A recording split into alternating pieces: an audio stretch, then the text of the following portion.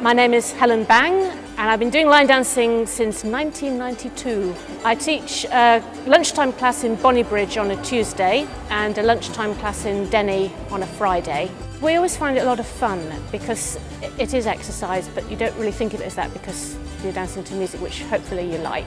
It's quite good because you have to learn sequences of steps, so you're using your brain as well as your feet. We don't take it too seriously. There's a famous line dancing teacher from the States who always said there are no mistakes in line dancing, just variations. So that's what we say. So if everyone goes right, if someone goes right and everyone else has gone left, they're just doing a variation, you see, or they turn the wrong way. The other great thing, of course, is unlike some forms of dancing, you do not need a partner, which is great for some people, but other people maybe don't have a partner or don't want to go with their partner or whatever. So you can turn up on your own and you'll soon make friends.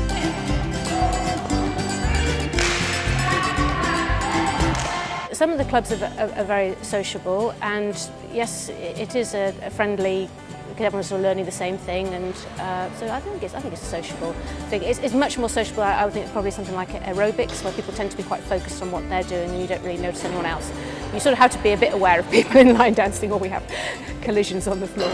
Well, as I did today, really quite an easy dance, it's just moving from one foot to the other. So as long as you find a class that's at that level, and don't get scared off by going to a class where they've been dancing for years and they're doing loads of fancy dances, I would really recommend it. There are really only maybe a dozen basic steps, a few fancy ones, but they're all just those steps in a different order. So though to start with it all feels like right, left, turn, turn, turn, after a while you're just learning grapevine, jazz box, turn and stomp, and it starts to make sense because you kind of use these blocks in different orders and then you have different dance.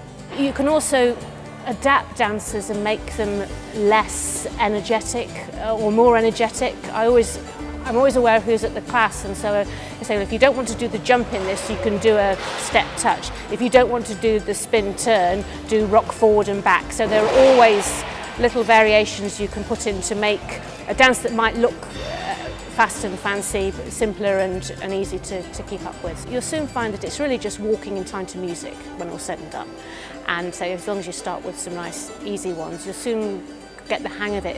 It's learning, it's those muscle memory things, a bit like learning to ride a bike or something. After a while, your feet know how to do those steps and it all makes more sense. So as long as you sort of stick with it, and hopefully that'll mean you'll find a friendly class where you want to be there and you feel welcome and all that kind of thing. I've usually found line dancing people very, very friendly.